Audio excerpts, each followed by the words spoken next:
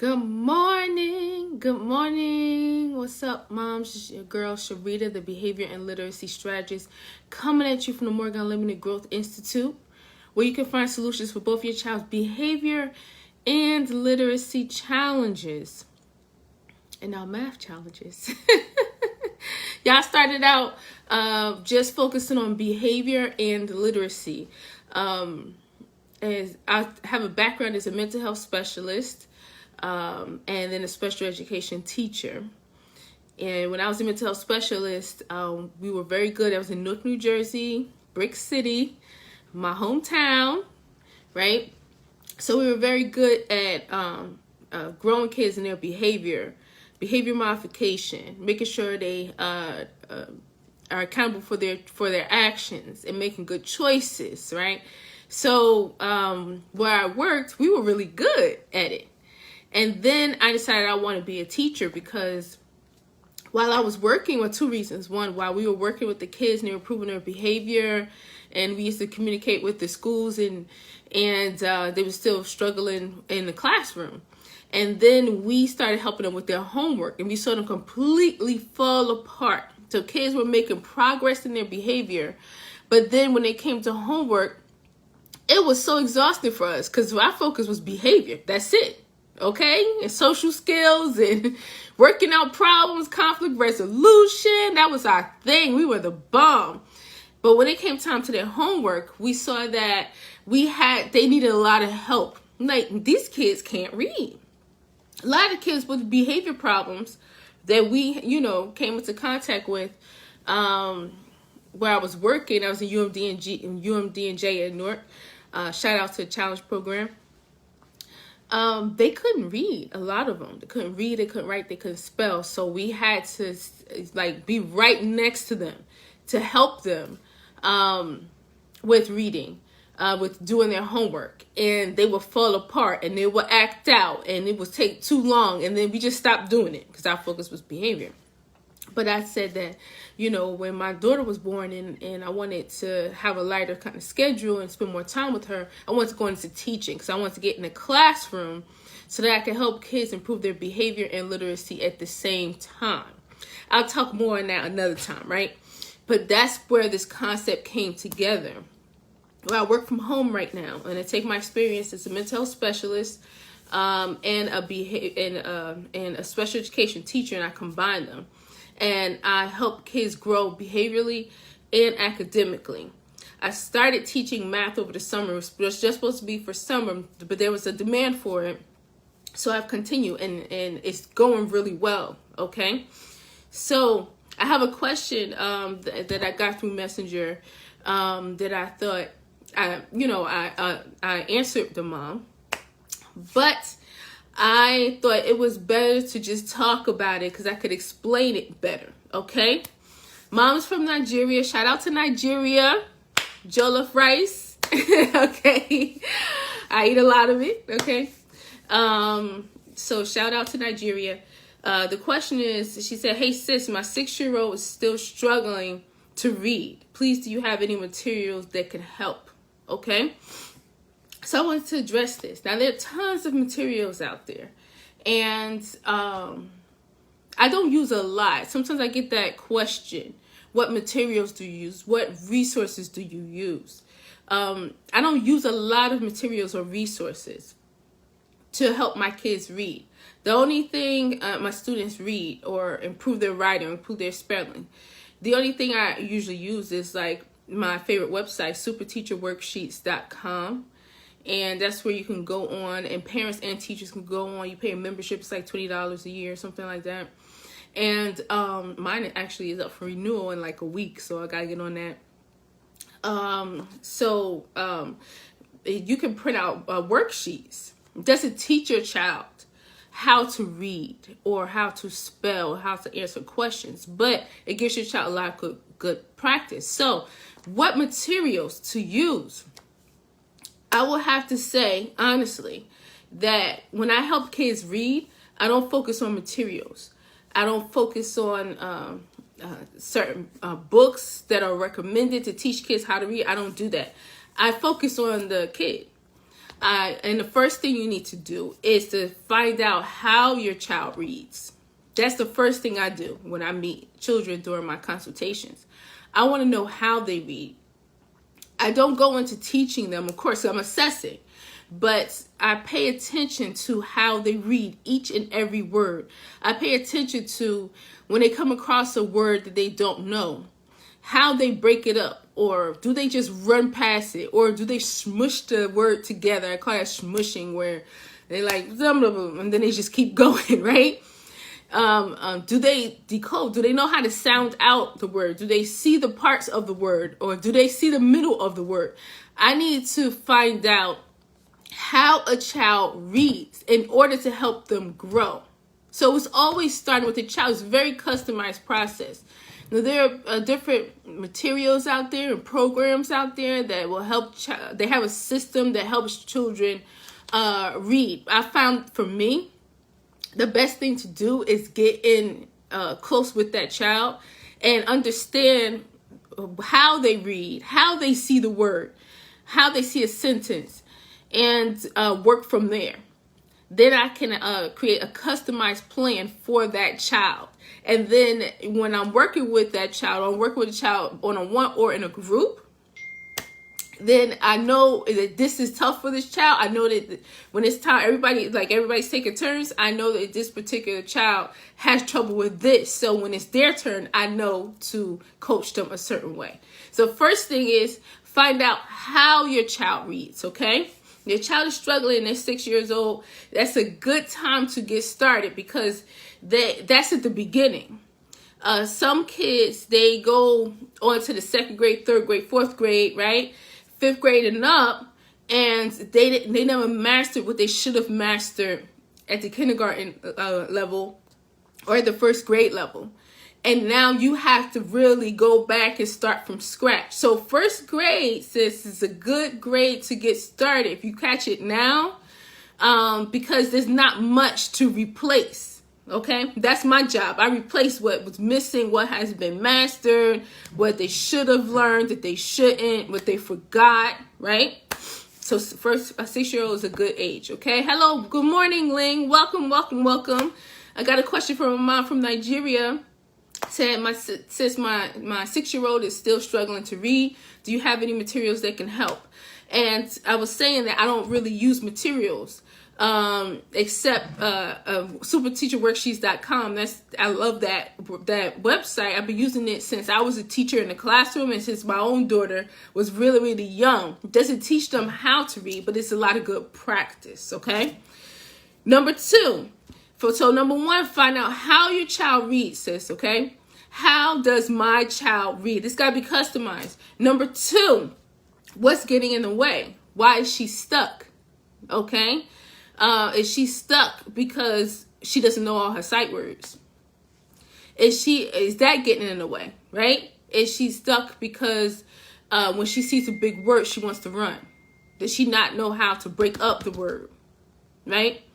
Is she embarrassed? Now we're talking about something else, okay?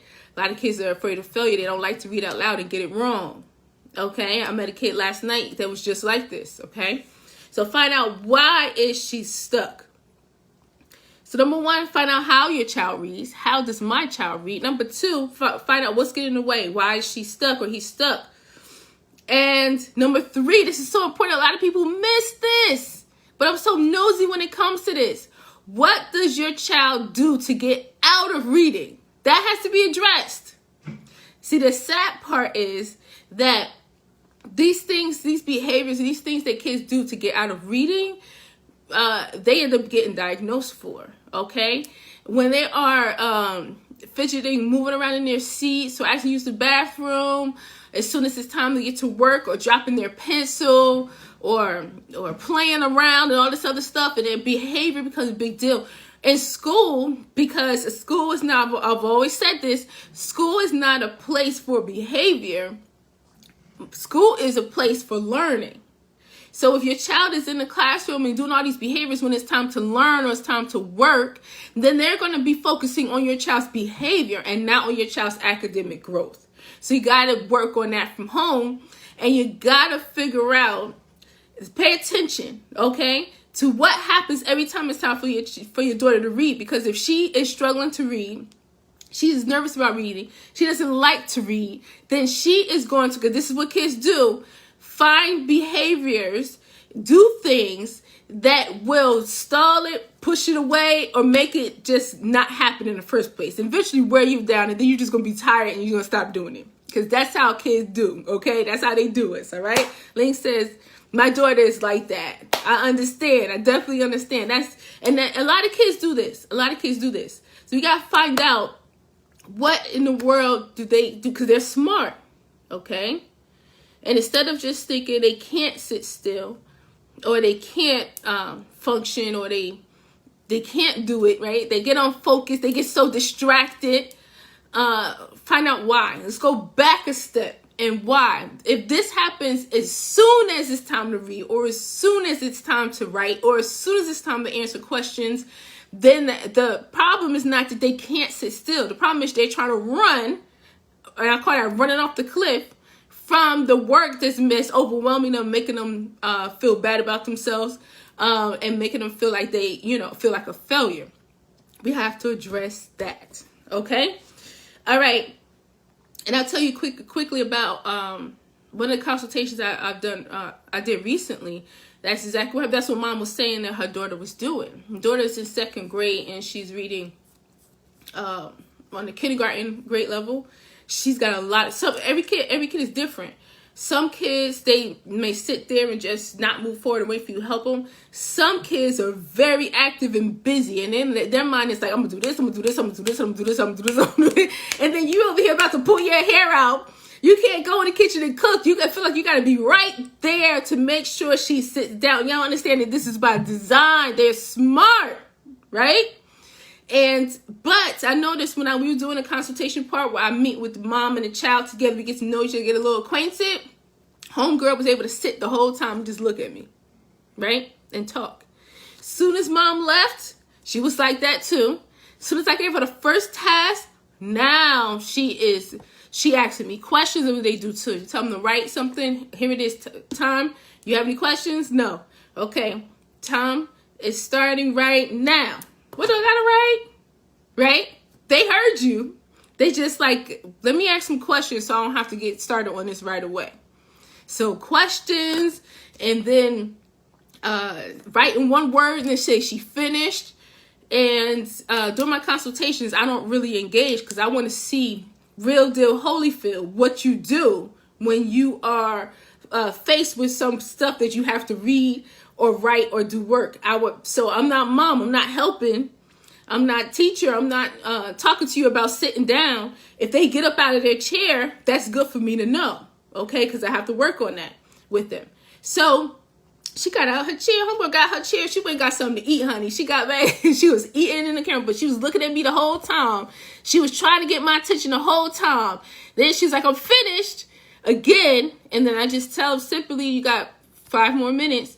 And then I get back to what I'm doing. I see her, but I'm not really engaging. And then she got up and she got something to drink. And then when that didn't work, she started messing with the camera. So I'm able to see that it was all about me. It was all about getting me to notice that she's acting up. All about getting me to try to maintain her. But I teach my students to have self-control, honey. We're not going to have that. You in a classroom, you need somebody to make you sit in a chair, okay? It was all about that. So that is what she does to get away from reading, writing, spelling. And then she just was real with me at one point when I was just asking her questions. She's just like, she said, sorry, I can't read anything.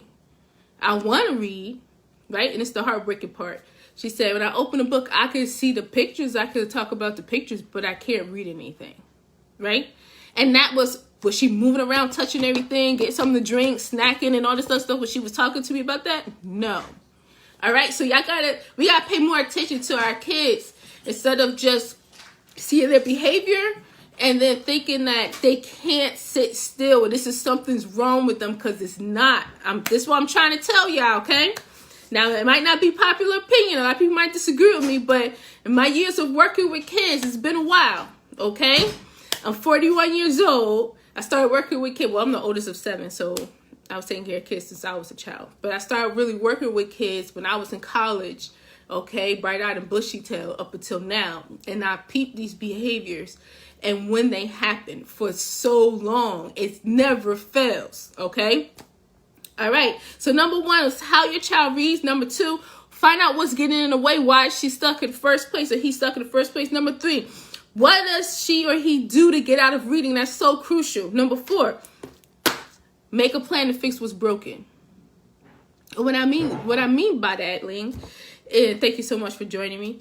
When you make a plan to fix what's broken, find out what your child doesn't know that they should know. Find out what when it's time for them to read, why can't they move forward? Okay? Once you get the behavior and you stop focusing on behavior and you zoom in and you can figure that out, you find out why can't she move forward? When she's reading a sentence, she stops here. Why? Sometimes it's behavior, and that's why I have to while the behavior's going on, I gotta find another window and come back out of this way, or come from back here, or come under here. I have to do it a couple times so I can see if there's a pattern, okay? Because kids are slick, right? But make a plan to fix what's broken. Whatever your child doesn't know, and this is what I tell my students, and I even tell kids during the consultations before they work with me. When I just say, do your best, all right? And just rock with me to the end.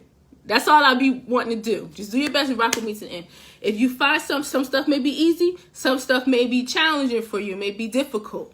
All right? Just try your best. And if it's something's difficult, just say, I got this. And if I don't know, I will know. So have that same attitude with your child is whatever they don't know that they should know, they will know. Find out what they don't know and make a plan to make sure they end up knowing it. Okay? And that is so reassuring to kids. That is so reassuring to kids to know. You know how reassuring it is to kids when they are used to trying to read and failing over and over, because kids don't like to fail. That is excruciating for them. That's like if it's bad as a punishment for them. Like they want to get out of it. You know what I mean? So when they feel assured that I don't know this right now, but I'm going to get to the other side where I do know it, they're going to work. They're going to work. I see this over and over and over again. All right. Sometimes I can't even log off, and my other students are coming, and my students are still there, still trying to read or still trying to spell a word. I'm like, hey, my other students are coming. See you. All right, Miss Sharita. See you tomorrow. Love you. Bye. All right. Bye. See you tomorrow. Right. All right. So we got number 1. Find out how your child reads. Number 2. Find out what's getting in the way. Why is your child stuck in the first place? Number 3, what does your child do to get out of reading? Oh, that's important. You got to find those patterns. Number 4, make a plan to fix what is broken. Number 5, this is the tough part. Some of y'all might run out the room when I say this, but this got to happen, all right? Oh, love you too, Ling. We hanging today, huh? This morning, kids that dropped the kids off at school, and it's quiet in the house, and we just chilling. All right, so number 5, make a plan to address any behavior issues that come up. This is the hard part right here. Yeah, I think the hard part is teaching them how to read. Is not. The hard part is addressing the behaviors that happen as soon as it's time for them to read. Because those behaviors, especially if your child has been doing it for a while, they've already made up their mind that they're going to do this at all costs. Okay? They're going to do this, especially if it's been working, honey. If it's been working, they're going to do it at all costs. Doesn't make them bad. You know what I mean? It's just how they've learned to cope, how they've learned to deal. And it's a solution for them. To them, this is the solution. Okay? So, and that's the stuff that drives us crazy. And that's the stuff that drives the teachers crazy. And I see kids get disrespectful when it's time for them to read. Or move around and touch everything when it's time for them to read. Or they got used to the bathroom. You just used the bathroom, okay? Right? And it's time for them, I'm hungry. I'm thirsty. I'm tired. Oh, why I gotta do this? I don't know how. I need help. You know what I mean? And then they're whining, all that stuff. That is all that is going on. You have to have a plan. for that, for them and for yourself. Okay, you gotta have a plan for yourself too, because moms, is the tricky part is when they start whining, they say I need help. They may need help, but they still have to. With my students, I take the training wheels off from the beginning. No matter what grade level they're reading on, how far behind they are, and all this other stuff. I teach them, I coach them. I don't spell anything for them. I don't write anything for them. They have to do, sometimes they come to me and they have to write a paragraph for the first time. You know what I mean? So it's hard. But I take those training wheels off. I do coach them so they become more and more equipped as time goes on. Then they don't need me to, you know what I mean? So that's the part of it. That's the good part. But when they are doing all of that, that gets under our skin, because we as moms, we hear, I need help. We hear something's wrong with my baby. I gotta do something, right? And it's mixed signals. A lot of times they just don't want to do it. Okay? It's like, so that drives us crazy. So mom, you have to be able to separate. And you have to be able to see that this is tough love. And you want your child to function independently.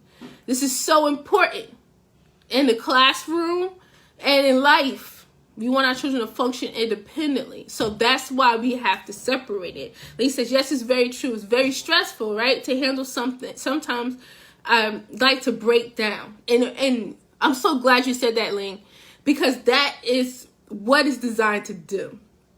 And I'm not saying this just from what I think. This is not just a theoretical conversation. Whenever I talk to y'all, I know from experience as a mom and also what I've seen kids do. I get the pleasure of sitting back and watching as kids try to get out of stuff and seeing how it affects mom, or how kids will very smartly get the focus off themselves onto their parents. Now their parents are working real hard and they don't have any responsibility. I've seen that. So, but it's designed, right? And she said, yes, they always depend on you, right? That's designed. And kids, they do depend on us. They see us as nurturers, as problem fixers, right?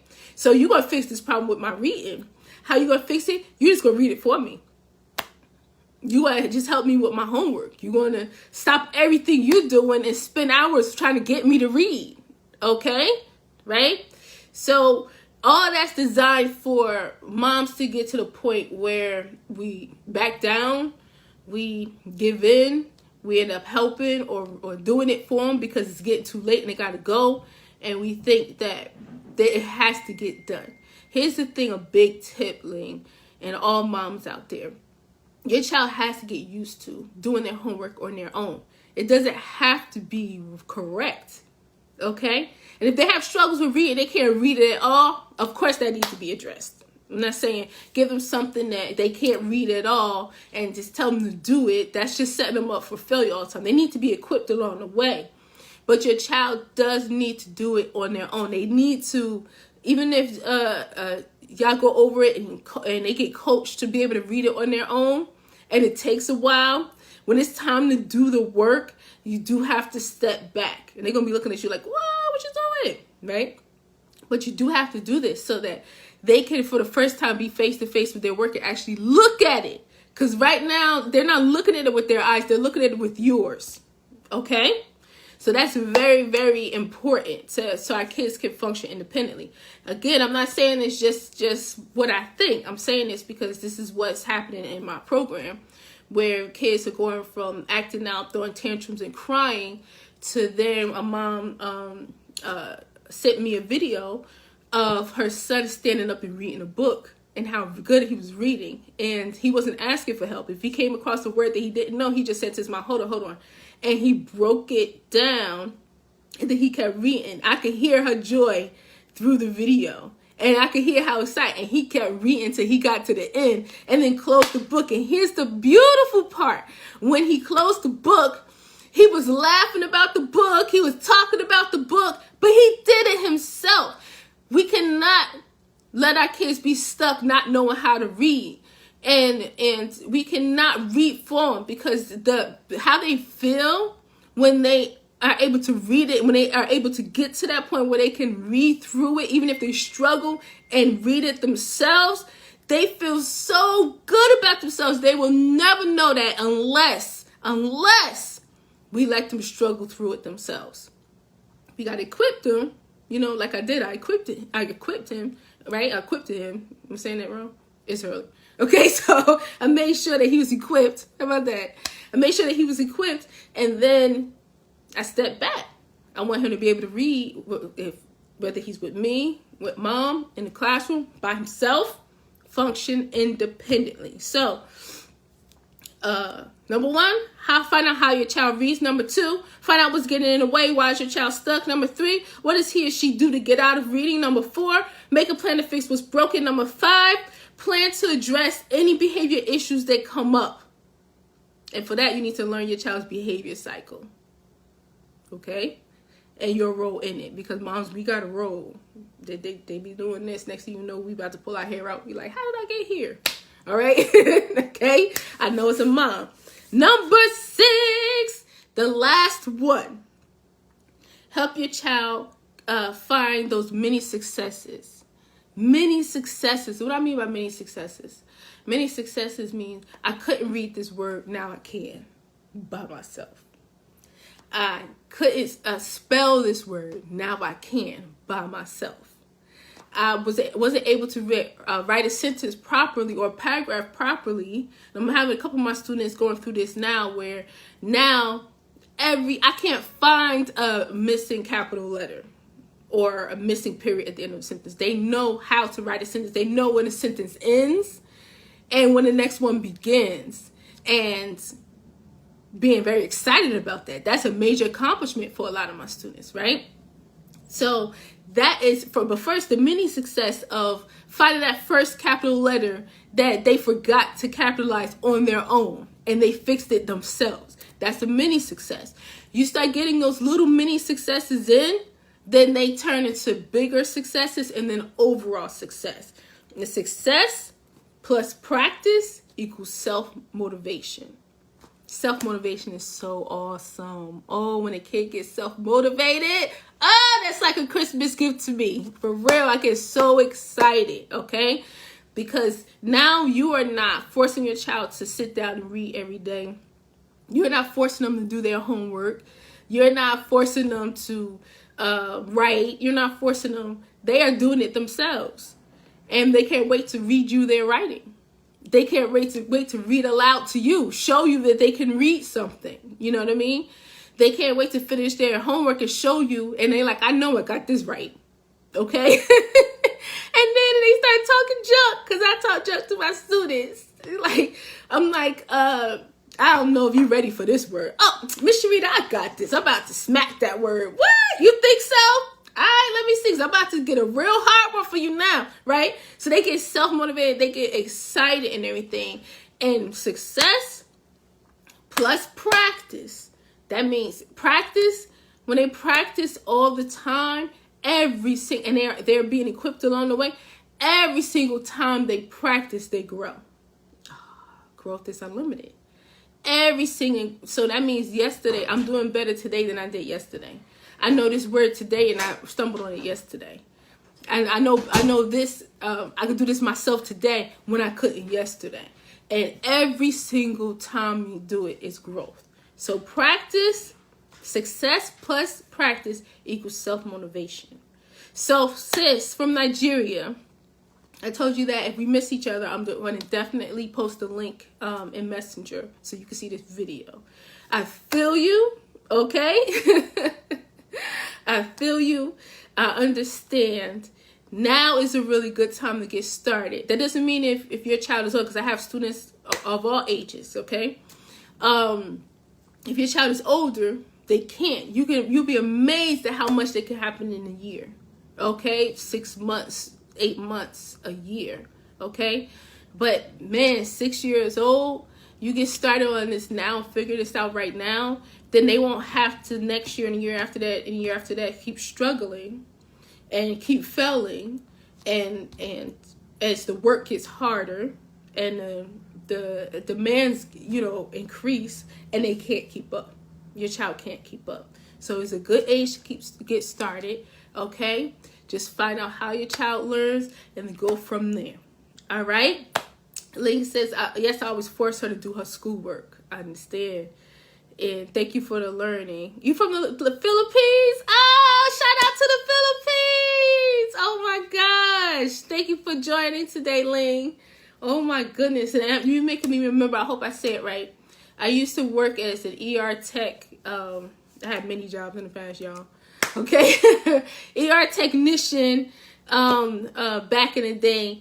When I was 18 years old, I got my job there, and I was drawing blood and taking care of patients before the doctors came and everything. I loved it.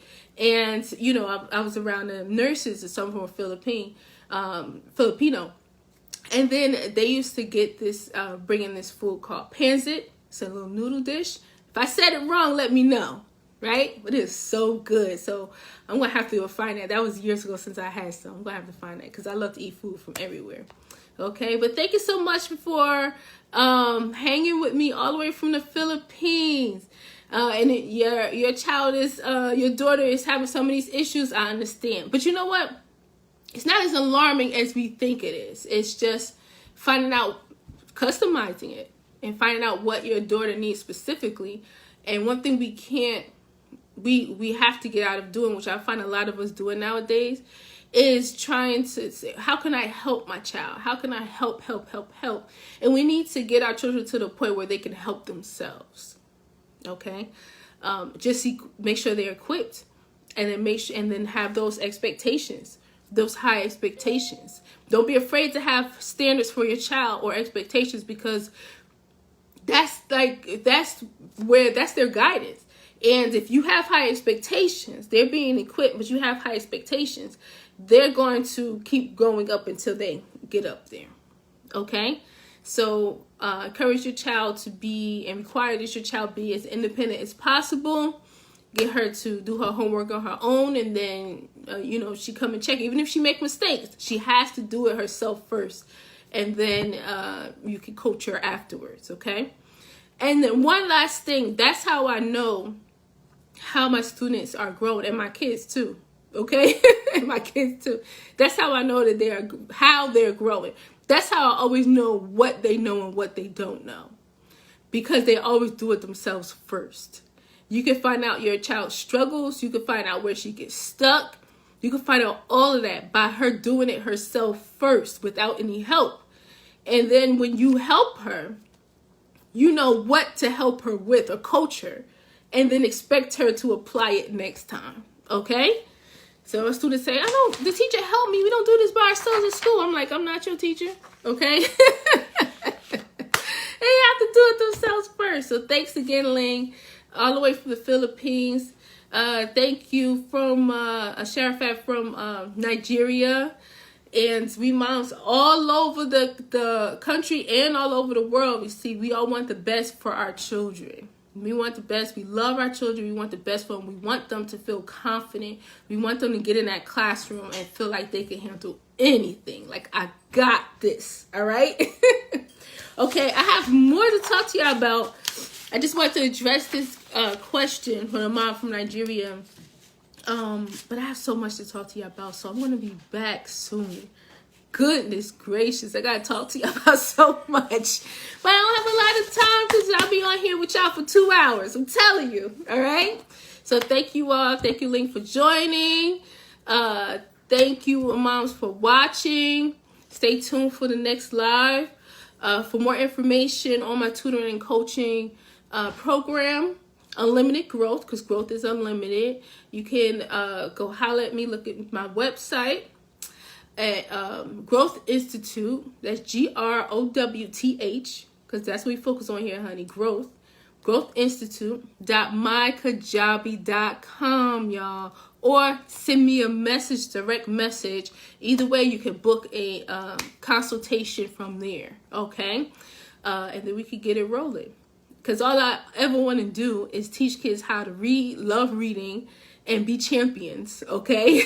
And never give up. That's what I love to do, okay? All right? Thank you so much for joining again, Ling. All right, moms, believe in yourself. Believe in your child, honey. And always remember that growth is unlimited. Peace.